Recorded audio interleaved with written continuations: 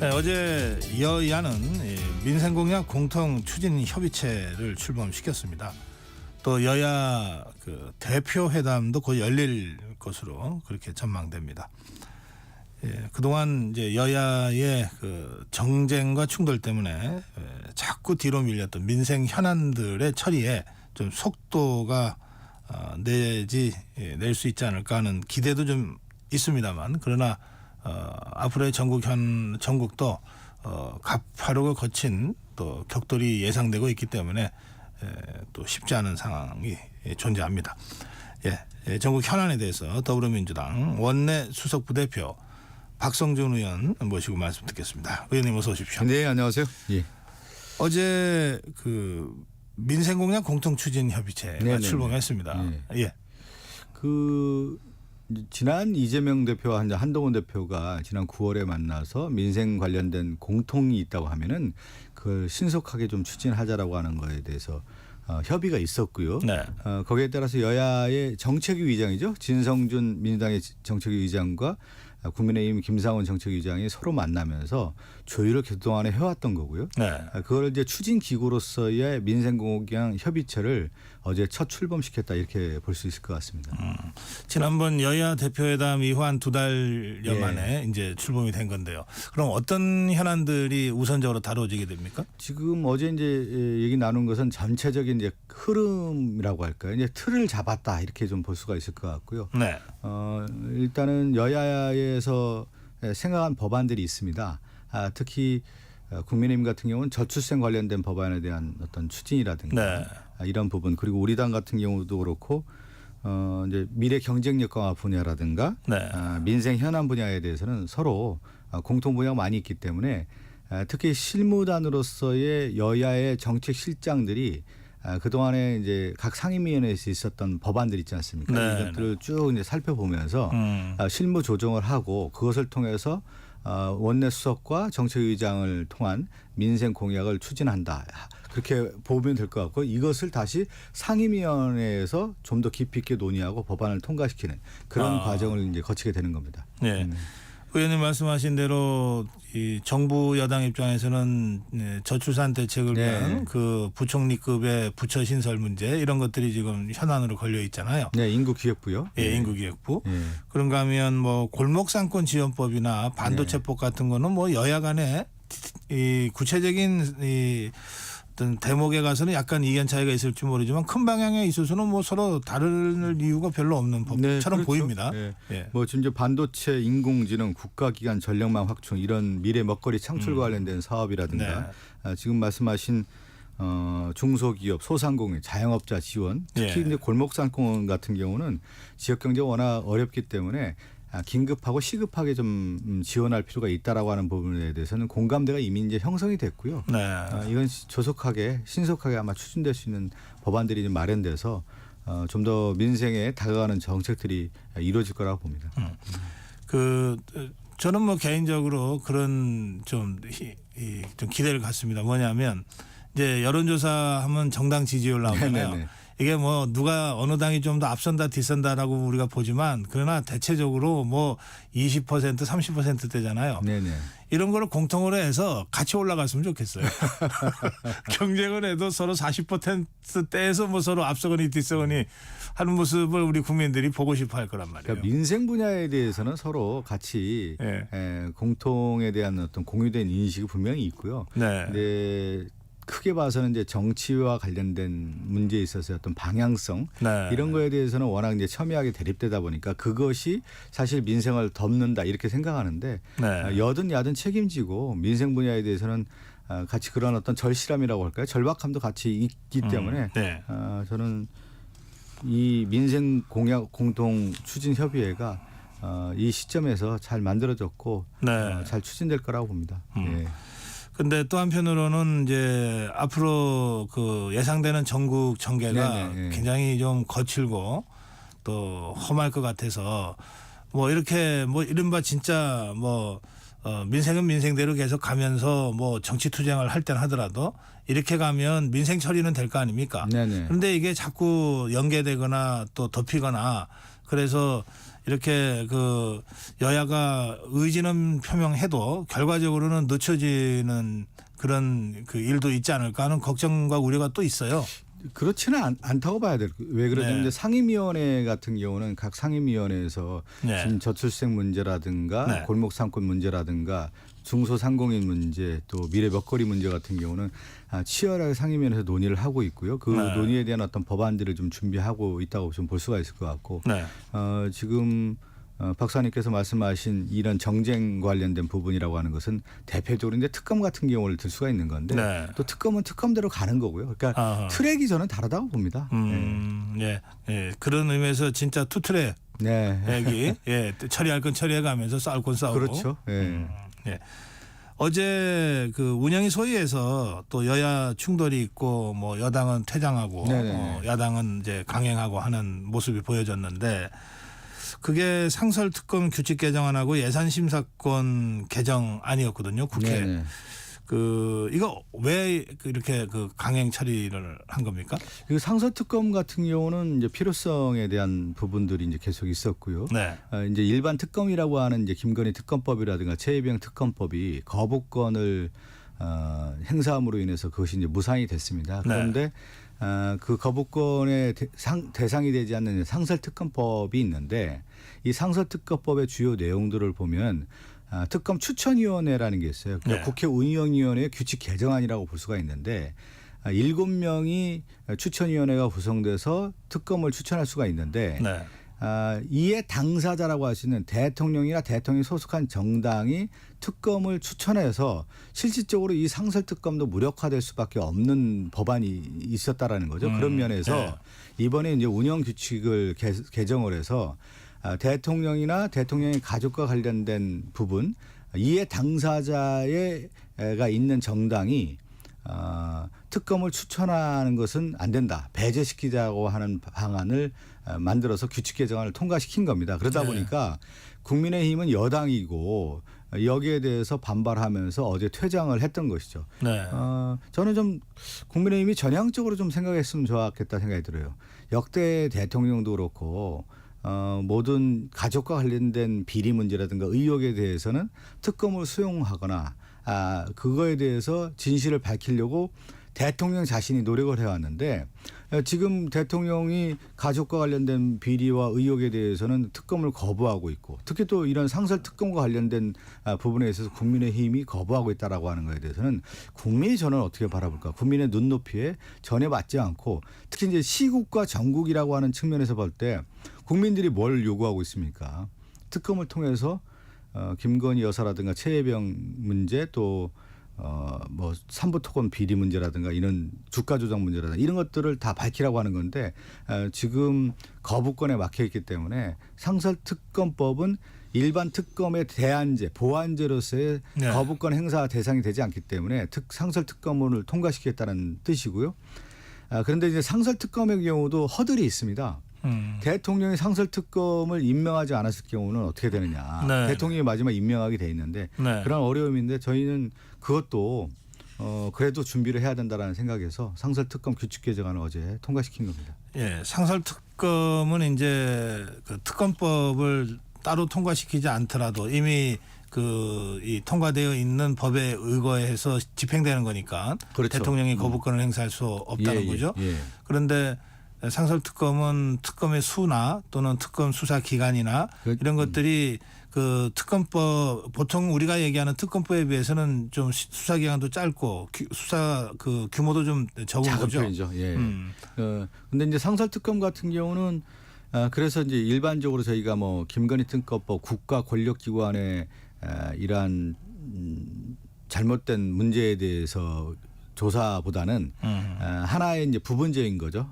삼부토건 주가 조작 문제라든가 아니면 이제 마약 수사 윗선 개입 의혹이라든가 이런 부분을 가지고 상설특검 대상이 될 수가 있기 때문에 포괄적인 어떤 특검이 아니고 구체적인 구체적 사안에 대한 사안 하나하나에 대한 상설특검을 계속 또 그걸 추진하려고 지금 하고 있는 것이죠. 근데 조금 전에 우리 박선정 의원께서 그래도 허들이 있다고 하셨는데 그 대목이요. 대통령이 임명을 안 하면 그 다음에는 이걸 강제할 방법이 없다고 보도가 나오던데. 네, 맞습니다. 그건. 예. 그럼 그럴 경우에는 어떻게 할 그거는 생각이세요? 대통령의 국민에 대한 바라볼 때 국민들이 대통령과 대통령의 가족과 관련된 부분은 일반 특검도 거부하고 상설 특검도 임명하지 않는구나. 볼 때 그것을 국민들이 어떻게 바라볼까? 저는 대통령이 상당히 부담스러울 것 같고요. 네. 대통령 가족과 관련된 부분에 있어서 역대 대통령들이 국민에게 어떻게 다가갔는지 그걸 바라본다고 하면은 저는 윤석열 대통령이 상당히 부담감을 가질 거라 봅니다.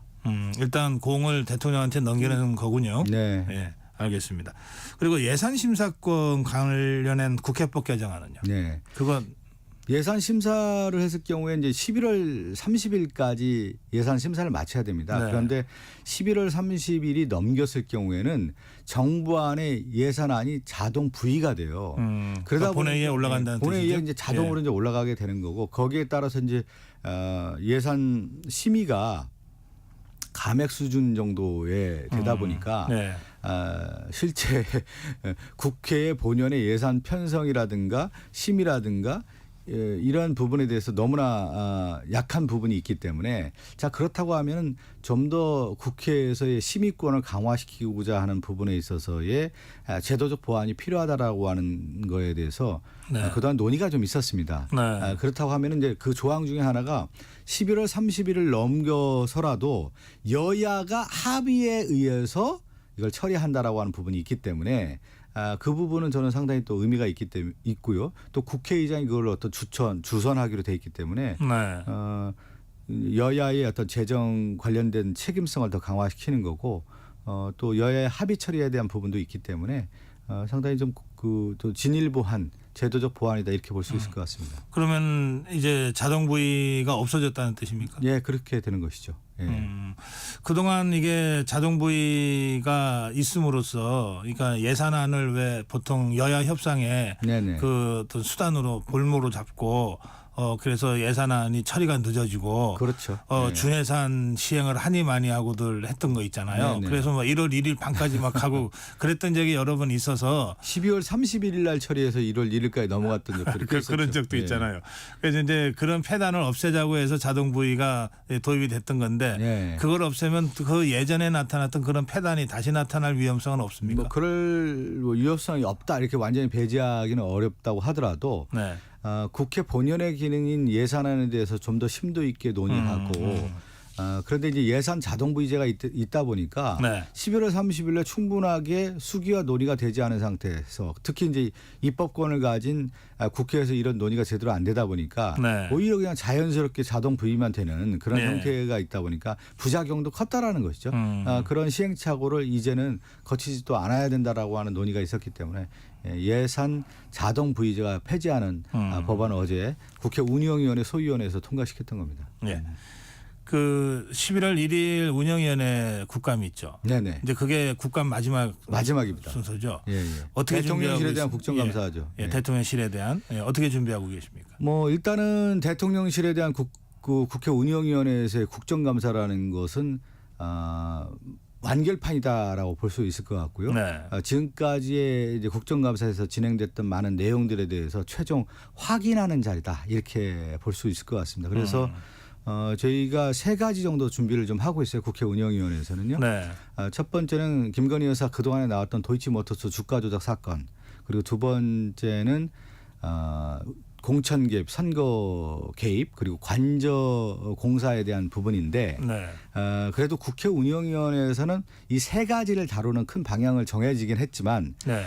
무엇보다도 가장 중요한 게 공천 개입과 선거 개입에 대해서 이번에 국회 운영위원회 차원에서는 좀 더 깊이 있게 네. 국정감사를 진행해야 된다라고 하는 것이 하나의 방향이고요. 네. 그런 차원에서 이제 증인도 그렇고 자료도 준비를 하고 있습니다.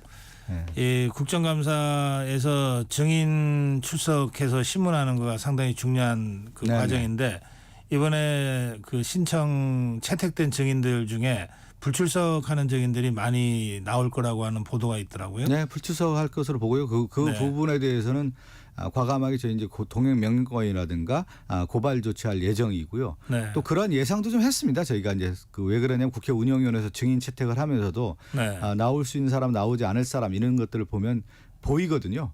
그런 부분에 대해서는 저희가 철저하게 대응을 하도록 하고요. 네. 증인 나오는 분들을 중심으로 해서 저희가 말씀드린 이런 세 가지 관련된 의혹에 대해서는 철저하게 파헤칠 예정입니다. 네. 11월 1일이 이제 국감의 마지막 순서인 운영위 지금 네네. 설명하신 그 김건희 여사 의혹과 관련돼서 이제 집중적인 감사를 하겠다는 목표를 갖고 계신데 네. 그게 금요일이거든요.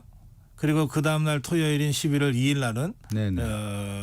김건희 규탄 지금 이 집회가 예정돼 있는 거죠.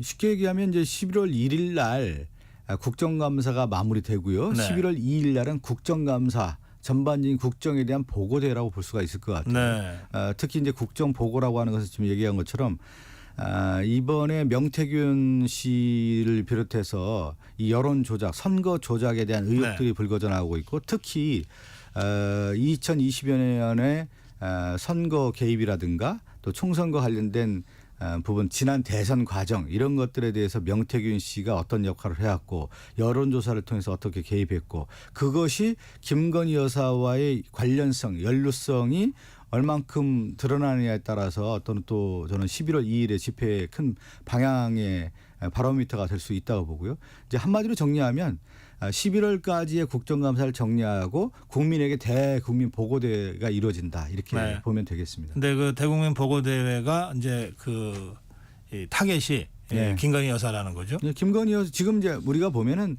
국정을 바라볼 때 국민들이 바라볼 때 의혹의 핵심이 누구냐, 당사자가 누구냐, 권력의 핵심이 뭐냐 이거 아니겠습니까? 그런데 윤석열 정권이라고 하지만 국민들이 요즘에 바라볼 때는 이 윤석열 정권이 아니라 김건희 정권이었다라고 하는 부분이기 때문에 그래서 김건희 씨의 여사에 대한 의혹에 대해서 국정감사에서 충분히 지금 많은 논의들이 있었고요. 얘기들이 있었지 않았습니까?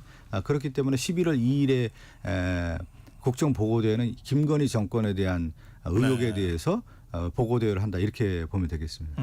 그 언제 어디서 합니까? 장외 집회니까. 예, 지금 11월 2일 날 오후 2시부터 해서요. 예. 서울역 그 중심으로 해서 네. 광화문 쪽으로 이어지는 쪽에 집회 서울역에서 예정, 광화문 쪽으로 그렇게 예정하고 있습니다. 몇 명 정도 모일 것 같습니까? 그건 뭐 예상할 수는 없지만 좀 많은 분들이 나올 거라고 봐요. 저도 이제 토요일 일요일 날 지역 행사에 갔더니 네. 대부분 그렇게 얘기해요. 도저히 이거 용서할 수 없다, 참을 수 없다 이런 얘기들 많이 하면서 11월 2일 날 장외 집회 나가겠다 이런 말씀들을 많이 하거든요. 그래서 저희들이 예상하기로는 상당히 많은 분들이 오실 거라고 보고 있습니다. 민주당 쪽에서는 뭐 10만 명 얘기도 나오는 것 같더라고요. 그거는 뭐 저희들이 이제 뭐 예측할 필요는 없을 것 같고요. 그렇지만 이제 민도 그 국민들이 바라보는 어떤 시각에서 볼 때는 많은 분들이 나와서 이 국정 보고에 대해서 어떤 얘기들이 있을지 좀 지켜볼 것 같습니다. 그러면 이제 이게 더불어민주당이 주도하는 장외 집회니까요. 그렇죠. 이번에는 뭐 시민사회 연대에 하는 것이 아니고요. 네.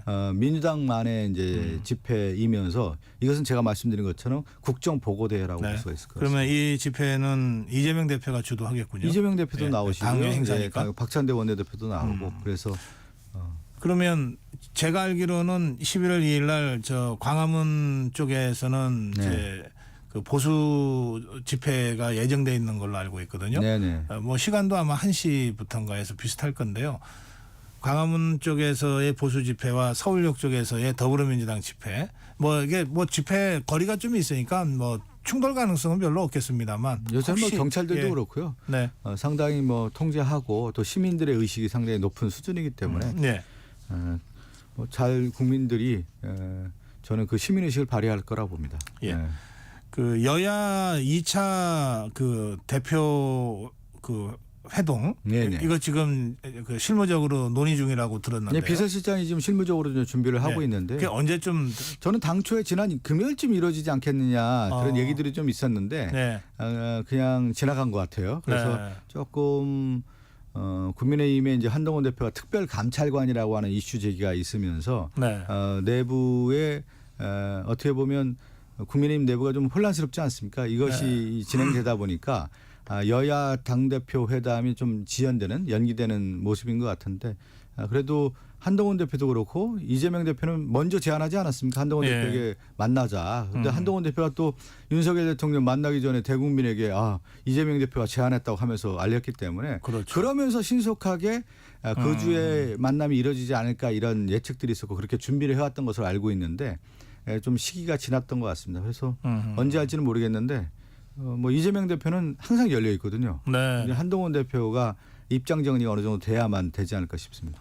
그 어제 오늘 보니까 그 이재명 대표도 한동훈 대표한테 뭐 이걸 응원이라고 표현해야 될지 모르겠는데 뭐 용기 내라 결단해라 뭐 이런 얘기를 하고 또 조국 대표도 그런 얘기를 하고 또 박지원 의원도 그런 얘기를 하고 그러더라고요. 예. 그건 이제 한동훈 대표가 지금 지금에 있는 정치적 스탠스를 가지고는 네. 여당 대표로서 생존할 수 있느냐에 대한 시험대에 와 있는 것 같아요. 지금. 그러니까 어떤 길을 걸어갈지가 명확해야 되는 거고 정치계 이제 입문에서 한동훈 네. 대표가 보고 있는 거 아닙니까? 법무부 장관이라든가 검사 시절에서 바라봤던 정치라고 하는 거와 네. 실제 자기가 선수로 뛰는 거와는 천지 차이 아닙니까? 근데 네. 지금 이제 한동훈 대표가 여의도에 지금 들어와서 상당히 지금 헤매고 있는 모습이거든요. 근데 지금과 같은 모습으로 해서는 정당 대표뿐만 아니라 차기의 대권 문제에 있어서 어려움이 예상되기 때문에 지금 시점에서는 한동훈 대표가 승부수를 띄워야 될 시점이 아닌가 싶어요. 네. 그 승부수가 어디 있겠습니까? 뭐 한동훈 대표에 대해서 그 지금 사실 대표 이제 100일 정도 지났거든요. 네네. 짧게 이제 평가를 해주신 셈인데 뭐 평가하신 김에 그 조국 대표도 한 100일 정도 됐어요. 어떻게 평가하세요? 조국 대표는 이제 소수당 아니겠습니까? 소수당에서의 그 자산을 가지고 네. 지금 충분히 이제 국회 내에서의 열심히 활동하고 있는 모습이고요. 또 조국 대표의 이미지 자체가 윤석열 정권과도 확실한 각을 서기 때문에 소수 야당 대표로서의 입지는 이제 구축이 되고 있다고 볼 수가 있을 것 같고요. 그렇지만 이제 이 국회라고 하는 것은 원내에서의 활동 아닙니까? 이거 수싸움이 치열한 거기 때문에 네. 소수당의 한계는 분명히 있는 것이죠. 네. 조국 대표가 탄핵 소추안, 윤석열 대통령 탄핵 소추안을 발표하겠다고 했는데 더불어민주당도 그러면 그 동조하는 겁니까? 그거는 이제 저희들이 뭐 동조한다 하는 게 아니라 각 정당은 방향이 있는 거고 예. 어떻게 가겠다라고 하는 것이 있기 때문에 조국 혁신당은 그런 탄핵 소추안을 통해서 선명성을 네. 더 강조하는 거고요. 야당의 소수당이라고 하는 것은 선명성에 있다고 볼 수가 있는데 예. 이렇게 우리 당 같이 민주당 같은 경우 한 171명이 있는 정당 같은 경우는 선명성만 가지고 할 수 있는 것은 아니기 때문에 좀 더 책임 있는 모습으로 저희가 다가갈 거라고 봅니다. 알겠습니다. 오늘 말씀 여기까지 드려야 되겠습니다. 고맙습니다. 예, 감사합니다. 네, 더불어민주당 원내수석 부대표 박성준 의원과 말씀 나눴습니다. 고맙습니다. 예, 감사합니다.